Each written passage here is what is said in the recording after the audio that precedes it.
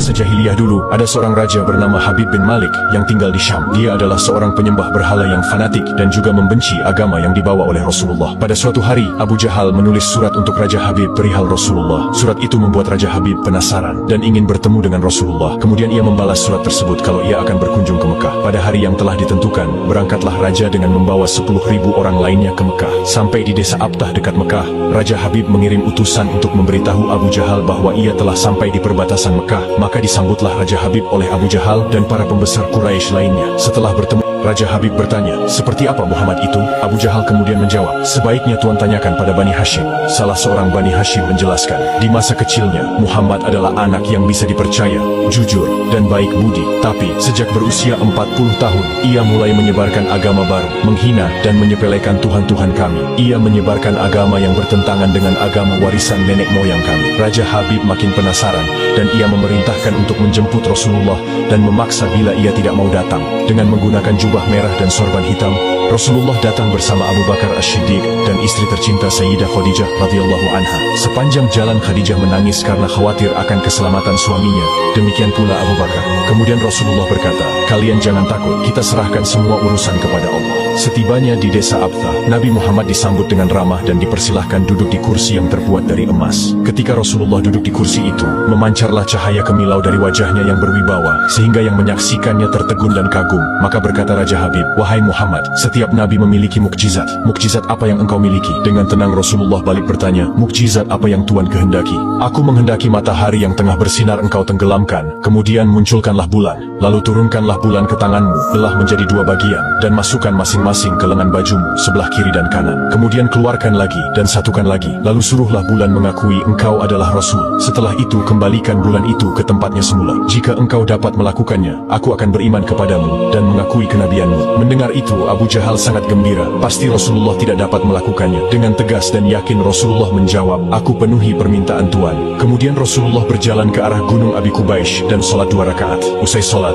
beliau berdoa dengan menengadahkan tangan tinggi-tinggi agar permintaan Raja Habib terpenuhi. Seketika itu juga, tanpa diketahui oleh siapapun, turunlah 12.000 malaikat. Maka berkatalah malaikat Jibril, "Wahai Rasulullah, Allah menyampaikan salam kepadamu dan berfirman, 'Wahai kekasihku, janganlah engkau takut dan ragu. Sesungguhnya aku senantiasa bersamamu. Aku telah menetapkan keputusanku sejak zaman azali tentang permintaan Habib bin Malik. Pergilah engkau kepadanya untuk membuktikan kerasulanmu. Sesungguhnya Allah yang menjalankan matahari dan bulan serta mengganti siang dengan malam.'" Untuk diketahui, Habib bin Malik mempunyai seorang putri cacat, tidak memiliki kaki dan tangan, kemudian matanya buta. Allah menyembuhkan anak itu sehingga bisa berjalan, meraba dan melihat. Lalu bergegaslah Rasulullah turun menjumpai orang kafir Quraisy.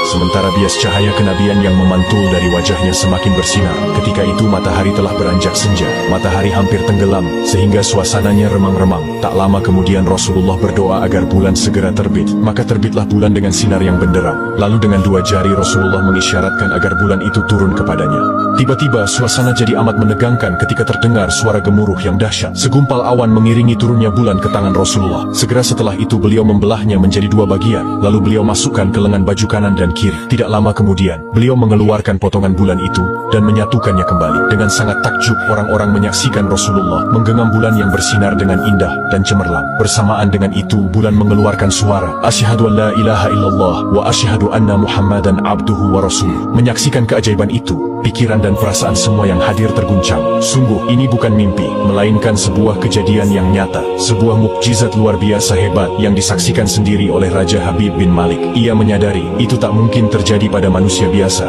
meski ia lihat dalam ilmu sihir sekalipun. Namun, hati Raja Habib masih beku. Maka ia pun berkata, "Aku masih mempunyai syarat lagi untuk mengujimu." Belum lagi Raja Habib sempat melanjutkan ucapannya, Rasulullah memotong pembicaraan. "Engkau mempunyai putri yang tidak sempurna, bukan? Sekarang Allah telah menyembuhkannya dan menjadikannya seorang putri yang sempurna." Raja Habib pun terkejut karena tidak ada siapapun yang tahu penyakit anaknya itu, yaitu lumpuh dan matanya buta, kecuali orang-orang istana dan mereka yang dekat dengannya saja.